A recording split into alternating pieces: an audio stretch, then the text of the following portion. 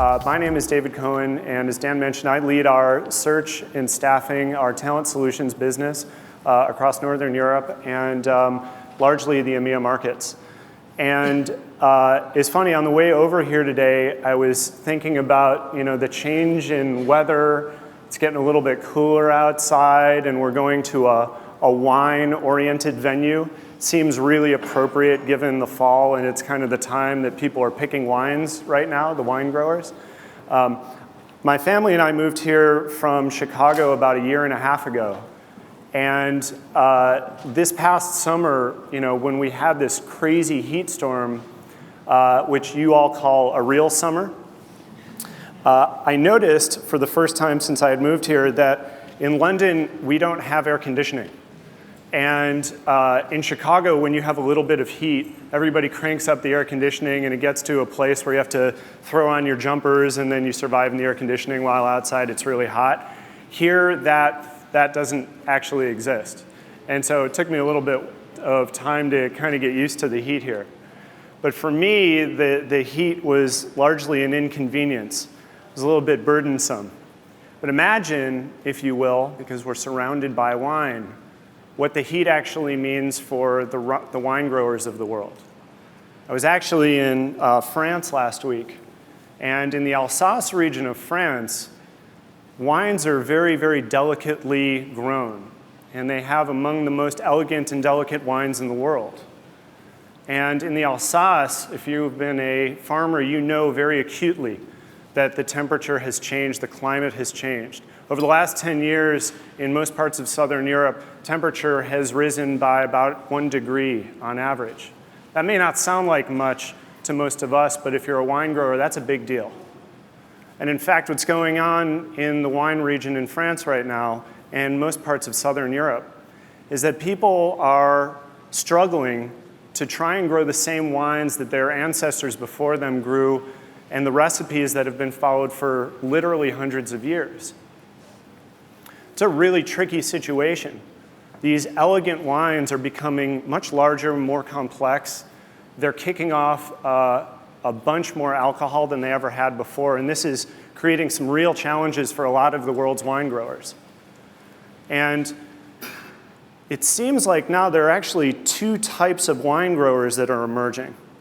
There's a wine grower who looks at the shifting face of the world's climate and says, this is really challenging. How do I survive in these times? And there's another type of wine grower who's thinking about this as an opportunity, who sees that with the rising temperature, I can now experiment with wines in different ways. And in fact, in parts of Europe, we're seeing wines emerge that we've never had. In Denmark, they're starting to grow wines. There are people that are planting vines in Denmark right now. Germany is producing some of the best wines that it's ever produced in its history. Where I'm from in North America, wine producers are moving to places like Montana, and they're experimenting with wines for the first time ever. This is unheard of. And in the south of Europe, wine growers are changing what they're doing. They're experimenting with new types of grapes.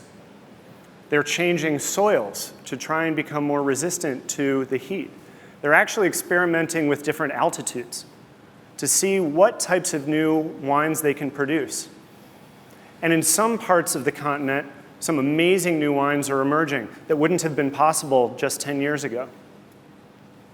I think it's an interesting analogy in the recruitment industry, because to us, times are also changing. We've never had access to talent pools like we do today. We've never had access to the type of big data that gives us real insight about how talent pools are moving from one place to another. And in fact, like the wine industry, I believe the recruitment industry is facing also two types of people. There are the professionals who have been with the staffing firms and search firms for 10, 20 years, who are looking around and saying, how do I survive when my CV database is no longer a differentiator to me? How do I survive when hundreds of millions of CVs are now available online and my competitors have access to the same talent pools that I do? Then there's another category of people who I believe are sitting in this room right now. who see this as an opportunity, who say that now I have access to hundreds of millions of people, professionals around the world. I can do things that I've never been able to do before. I can leverage the power of big data, and I can use that to my advantage. I can become a much more powerful staffing firm, a much more powerful recruitment agency. And so I wanted to share with you that story because I think we're really in the time where we have to make a decision. Whether we want to try and stick to the things that we've been doing for a long time or take advantage of some of the new opportunities that these technologies bring us. And so I'd ask you to ask yourself a question. As you go through the day, which group do you belong to? And with that, let me transition and tell you about what I did this morning. I woke up this morning and I looked in the mirror and I grabbed my razor blade and then I thought to myself, wait a minute, I read an article a couple of years ago from the Journal of Marketing Communications. And according to this article, bearded men are perceived to be more credible than their unbearded counterparts. And so instead of shaving the credibility right off my face this morning, I decided to leave it on so that you would believe my wine analogy. I hope it worked. Thanks very much for that. So I want to talk to you about a couple things today. The first is about the LinkedIn ecosystem, which is at the heart of everything that we do. And the second is I want to give you some insight into the future in terms of how we're seeing the recruitment world changing. Let me start with a belief that we hold very dearly at LinkedIn. There's a value that if you were to ask any employee of LinkedIn around the world, what is the most important value that we have at LinkedIn? Every single one of them, without hesitation, would tell you members first. The idea behind members first is that the more than 99% of our member network spends no money with us. And that's the most important component of our ecosystem. Without it, we actually have nothing to offer you as customers. And so we spend an awful lot of time, we spend the majority of our R&D dollars focusing on this non-paying member contingency. And it's for that reason that we can offer you the types of solutions that we do. And that philosophy behind members first leads us to a question that we ask every time we go into a new business, every time we launch a new product. We ask the question, what will be the impact on the non-paying member of LinkedIn? And if the answer is anything less than it'll be a positive impact, then we literally cast that initiative aside. And that should give you a lot of confidence to know that we make decisions based on the long-term viability of this network. We deliver value to our members in three ways. One, identity. Two is insights. And three is a concept that we call everywhere. The idea behind identity is very simple.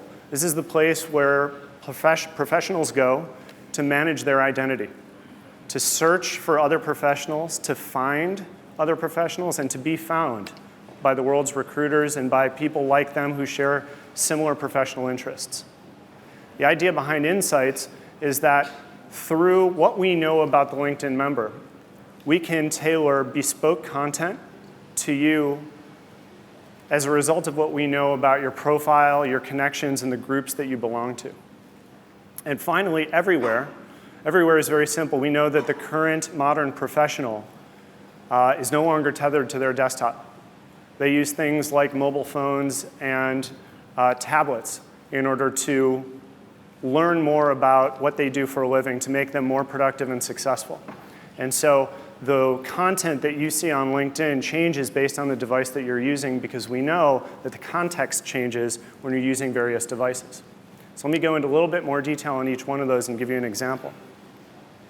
When it comes to identity, we launched a new product about a little less than a year ago called Endorsements.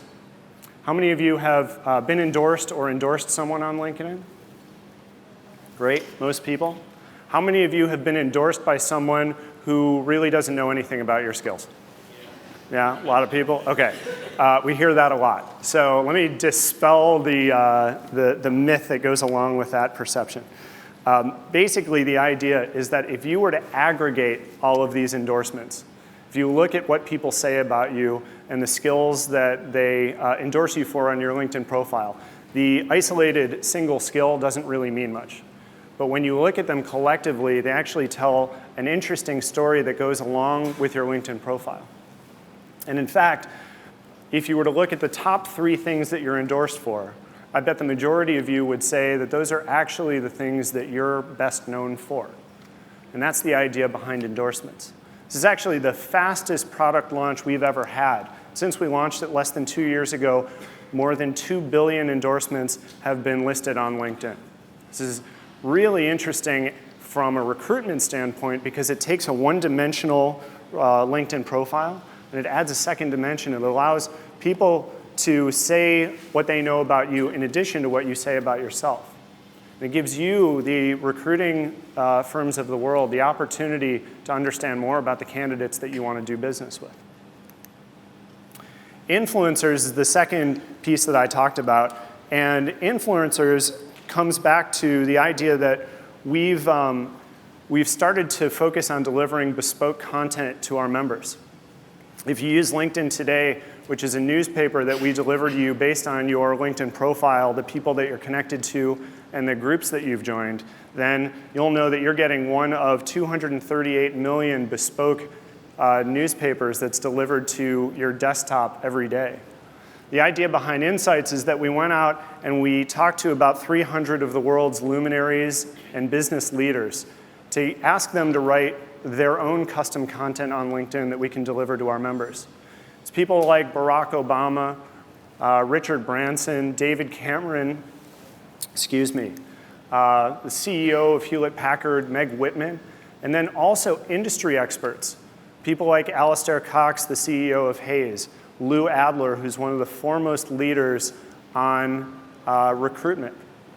And if you look at someone like Lou, who has now over 250,000 followers on LinkedIn, when Lou publishes an update, when he wants to submit some content or an opinion, 250,000 people or more view that content. This is another way that we're trying to make LinkedIn a valuable tool for people to become more productive and successful.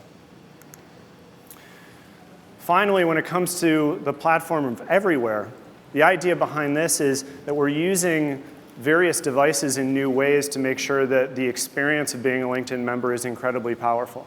One of the things that we noticed was that about 30% of jobs were being viewed via mobile devices. But it was actually really hard to apply to a job on a mobile device until last month when we launched Apply for a Job on Mobile. It's a long product title, but you get the idea of what it does. And since then, something really interesting happened. People who had never applied for jobs before, even on their desktop, are now applying via their mobile device. And when you think about that, what that means is that the job that you post on LinkedIn is now 30% more powerful than it was just a month ago. We continue to make investments like this to make sure that our ecosystem is very healthy and vibrant. There are a number of metrics that we track as a big data organization, but the ones that I'm most excited to share with you are those that we feel most passionate about. These are metrics that help us identify whether our ecosystem is healthy, whether the network is moving in the right direction, or if there are things that we need to be concerned with. The first in the top left corner is unique monthly visitors. In the second quarter of this year, there were about 143 million unique visitors to LinkedIn on a global basis. That's up by 36% year over year. And when you think about that, this is the law of large numbers. These growth rates should be decreasing. They're actually increasing on a rather large base. That tells us that we're doing the right things to deliver value to our members. Those 143 million members consumed about 11.7 billion with a B pages in the second quarter of the year. They conducted 5.7 billion professional searches using LinkedIn alone. And now we have over 3 million companies that are listing their company pages on LinkedIn. These are all hopefully really helpful metrics that give you a sense for the direction that we're moving as an organization and where we're making our investments. That's why we have now over 238 million total global members, which is growth of more than 2 new members per second. 2 new members per second is a hard thing to get my head around, so I have to use visuals because I'm not that smart. And I think about Wembley Stadium. Let's say we took every one of those new members and we put them in a seat in Wembley Stadium. We would fill and empty the stadium twice per day using just new LinkedIn members on a daily basis. That's how fast we're growing this business. These 238 members come from around the world, 200 countries and territories, and now 2/3 of our member network is based outside of the United States, which is actually the reverse of what it was just a couple of years ago. And so our network is truly one that is a global network and reaches far and wide. We have now close to 75 million members in EMEA and over 50 million members in Europe alone. These numbers are growing massively in the UK, which is a market that we believe has only about 20 million professionals. 13 million of those professionals have LinkedIn profiles. We believe this is now the de facto professional network, which is why 93% of recruiters currently use or plan to use LinkedIn for recruiting. So this is good news and bad news, right? The good news is that candidates know that LinkedIn is the place to find a job or be found for their next professional opportunity. The bad news is that there's a lot of competition out there now. We're all here because we know that LinkedIn is becoming a common platform to use for recruitment. And so being able to stand out is actually the core of what we believe is going to take your firm into the next iteration of recruitment online. As Dan mentioned, we conducted a survey of close to 300 decision makers within the recruiting industry in the UK. And we asked them, what's on your mind? What's keeping you up at night? Number one response that we heard is there's not a lot of quality talent. Well, we know from the numbers that I just showed you, there actually is a lot of quality talent. But the challenge is that that quality talent is now being fished for by a lot of different firms, both corporations that are looking for talent, but also the recruitment agencies, the staffing firms of the world that are also fishing in the exact same ponds. And so it's not that there's not a lot of quality talent, it's that the talent pools appear to be shrinking based on the number of people that are fishing into them.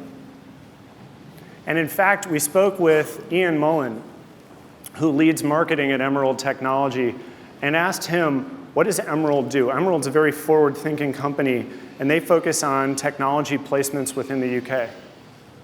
Well, Ian said, yeah, there is a lot of competition, but we have some ideas about how we can get ahead.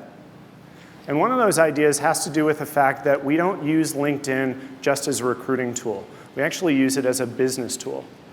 We look across our business lines, we look across our functions, and we think comprehensively at Emerald about how to take advantage of LinkedIn and its talent network. And what they do is they invest in building relationships with members of LinkedIn. An example of this is they have a group that they sponsor on LinkedIn that now has 13,000 technology professionals. And so when people are having a conversation about the future of technology, which is something that Emerald sponsors, their brand is right at the heart of that conversation. Emerald's doing a really interesting job of being able to segment a very high desired demographic to build relationships with them so that they have an advantage in the market. And that has proven to be a differentiator and why they're having success using LinkedIn to find the candidates they need. One of you also mentioned in the survey that establishing your firm as a trusted partner is becoming increasingly important. We hear that a lot. We know that, again, because having the largest CV database is no longer a differentiator. There is no larger CV database than LinkedIn's network. that being able to differentiate yourself is something that's really important. And so we spoke with Allison, who's the business improvement manager at a firm called Impellum. Impellum's another very forward-thinking firm that we do business with. They are host to about 15 different brands. One of those brands is a company called SRG. And when we asked Allison, what does SRG do to stand out? She told us it's actually very simple. We invest in our brand. We invest in our career page and our company page at SRG.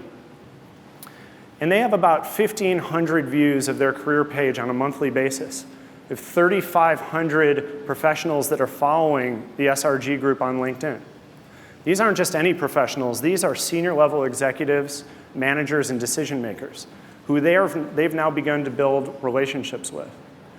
And as a result of those 3,500 followers, the 15 monthly views, and the 1.5 million first-degree connections of the SRG recruitment team, they have a massive following. That brand is a well-known brand at SRG, and so when someone from the SRG team sends an in-mail message, they get twice the response rate of the average firm. It's because they've taken the time to develop their brand, make sure that they're well connected with the audiences that they want to be connected to. These are just a couple of examples of how having access to the database is not actually the differentiator. What we're seeing right now is a sea change. The relationships are driving the future of recruitment. So I want to shift over briefly and talk to you about exactly how this happens. Well, we believe that it happens in 3 ways. Actually, let me go back because I think I lost a slide here. I was going to talk to you about the future of recruitment in the year 2015.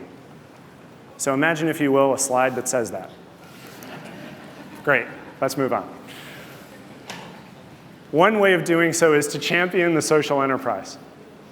And what this means is to take a page from the book that marketers around the world have been thinking about for ages, which is called Segment, Target, and Position.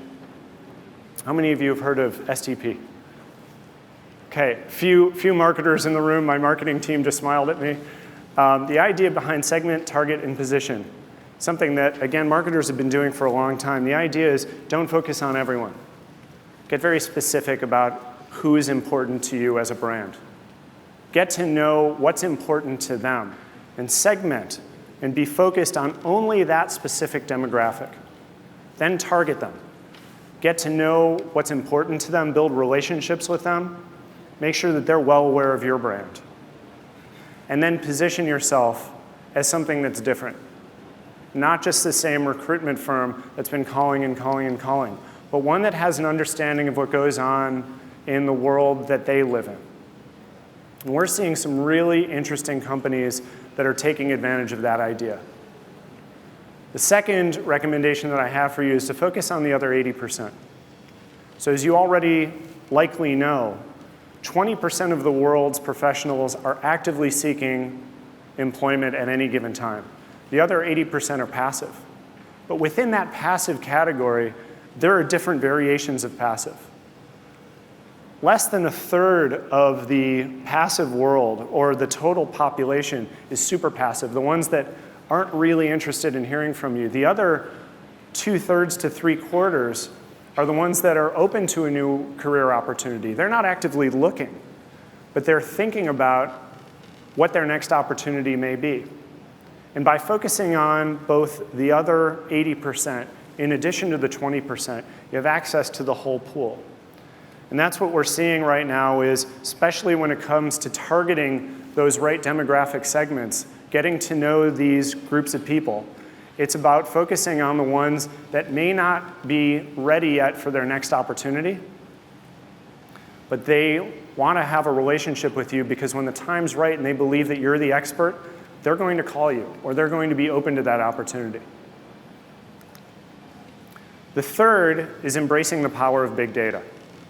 We are a big data company, and I am not going to steal her thunder, but Lindsay Ahern, who will follow me on this stage, is one of the people who thinks very hard about embracing big data and making sure that you understand how to leverage tools like LinkedIn Recruiter in order to understand how talent pools are moving from one market to another, to be able to inform your clients on which markets they should be potentially entering.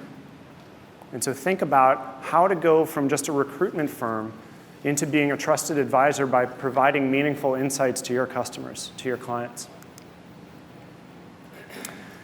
At the end of the day, what we get really excited about is the magic that happens when someone on LinkedIn finds a job. And we believe that there's no more efficient channel to help that magic happen than the people who are sitting in this room right now. So we are here to enable you. We are here to make you as productive and successful as we possibly can. Because our goal as an organization is to help connect the world's talent with opportunity at massive scale. And with that, thanks very much for listening.